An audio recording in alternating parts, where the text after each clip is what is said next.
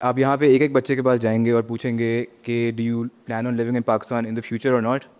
90% बच्चे आपको यहाँ पे बताएंगे कि नो वे। कि मतलब मैं कभी नहीं चाहूँगा कि मैं अपनी स्पेशली एक बेटी को पाकिस्तान में रेस करूँ, क्योंकि जो हमारे हालात हो गए हैं। और इन जनरल मतलब मैं घर से आता हूँ, मैं एक फ़ोन लेके नहीं आ सकता, मैं 2 लेके आता हूँ, कहीं चोर बाबा ना आ जाए, फ़ोन ना ले जाए मेरे कहीं पर। आएगा तो दोनों लेके जाएगा। एक छुपा देता हूँ ना नीचे। अच्छा छुपा एक करना पड़ता है ना ऐसी चीज़ें। तो सवाल मेरा ये है कि देखें, आप लोगों से हमें एक बात करते हैं कि 24 में ये धांधली हुई, जस्टिफिकेशन हमें ये मिलती है 18 में भी तो हुई। तो पॉइंट मेरा ये है, 2 wrongs don't make a right. तो क्या आप पाकिस्तान की यूथ को क्या कहना चाहेंगे कि अगर आपको लगता है कि इसी पेस से पाकिस्तान तरक्की करेगी, तो मैं आपको लिख के कह सकता हूँ कि the educated population of Pakistan will not be in Pakistan in the next may be 5 years। मैं ग्रेजुएट हो रहा हूँ अभी 3 महीने में, साथ में मेरे ये लोग मैक्सिमम 4 साल में ग्रेजुएट हो जाएंगे। तो उसके हवाले से is there any hope for Pakistan, या इसी तरह चीज़ें चलती रहेंगी? निहाल साहब, आप इन्हें पाकिस्तान छोड़ने से रोकें। सीधी बहुत अच्छा सवाल है, बहुत ही अच्छा सवाल है। आज से 22 साल बाद आज से ठीक 22 साल बाद पाकिस्तान अब अपना 7 साला आज़ादिया जन्मदिन मना रहा होगा। उस वक्त आप में से बेशतर लोग इस जगह पे बैठे होंगे, इस साइड पे। बहुत सारे लोग आप में से मंसूर की जगह खड़े होंगे, बहुत सारे लोग कहीं एमडी होंगे, चेयरमैन होंगे, डीसी होंगे, कमिश्नर होंगे। पाकिस्तान अब आपका है, फैसला आपने करना है कि पाकिस्तान को आप कैसे लेके आगे जाएंगे।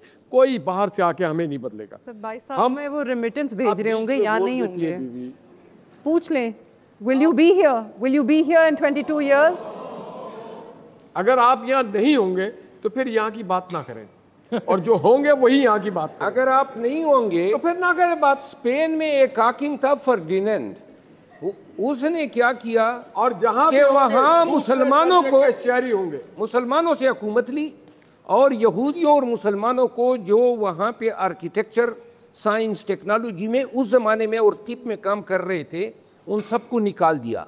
तो उस्मानी खलीफा थे सुल्तान बायजीद यल्दरम, वो उन्होंने कहा कि हम दरवाजे खोलते हैं, और वो उस वक्त उस ज़माने में लाखों लोगों को उसने सुल्तानत उस्मानिया में आबाद किया।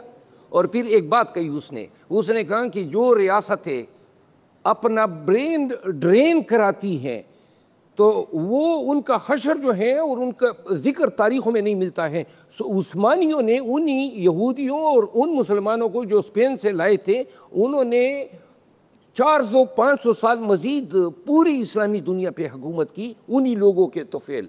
ये पाकिस्तान कड़ा से आप हमारा मुस्तकबिल है, और अगर आप लोगों का ज़हन आज से ये बना हुआ है कि हमने पाकिस्तान छोड़ के जाना है, हम कोई अच्छा पाकिस्तान आपको नहीं छोड़ के जा रहे हैं, लेकिन एक उम्मीद हमने ज़रूर बनानी है और रखनी है, कर्ज़ से निजात दिलाना है। और ये जो आज बातें हम कर रहे हैं कि पाकिस्तान का सारा निज़ाम, सारे मसाइल जो हैं वो तभी हल हो सकते हैं जब पाकिस्तानी सियासतदान जो हैं वो ये फैसला करें कि हमने अपना कंधा कभी इस्टेब्लिशमेंट को नहीं देना है। मेहरबान साहब, आखिर में बिल्कुल दुरुस्त जुमला कहा आपने, मैं आपसे मुत्तफ़िक हूँ, मगर मेरे ख्याल में मेरे दाएं और बाएं एक जनरेशन गैप है जो यहाँ बच्चे बैठे हैं उनके दरमियान और इनके दरमियान। आप इन्हें ब्लेम नहीं कर सकते, ये दोषवार नहीं है, इनकी गलती नहीं है कि ये यहाँ नहीं रहना चाहते, इनकी गलती नहीं है कि ये 22 साल में अपने आप को यहाँ बैठा नहीं देखते। इसमें सबसे बड़ा किरदार जो है वो उन सारी सियासी जमातों का, उन सारे इदारों का जिसके अंदर अदलिया, जिसके अंदर मीडिया, जिसके अंदर आपकी इस्टेब्लिशमेंट, आपकी इंटेलिजेंसिया, ये सब इदारे इसमें आते हैं।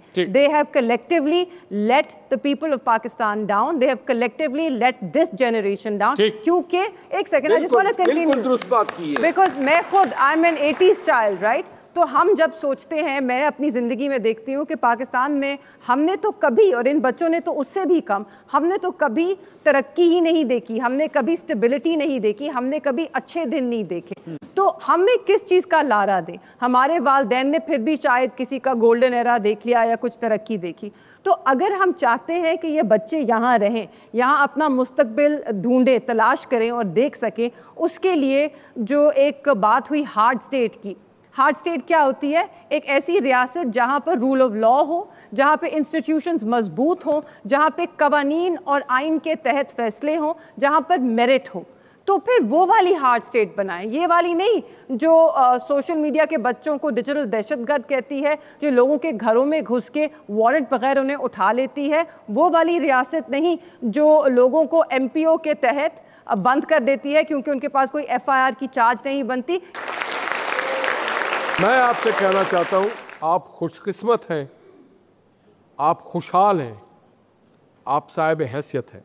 आपके दादा जिन्होंने पाकिस्तान जद्दोजहद में, और हमारी नस्लें, हम जब मैं पढ़ता था तो पैदल जाते थे, वो फैसिलिटीज नहीं था। सुन ले एक मिनट, गुलामी और आज़ादी के सफ़र आपने तय करना है। अगर आपने आज़ादी से इज्जत और बावकार नंबर 1 शहरी बनना है तो इसी मुल्क में रहना है।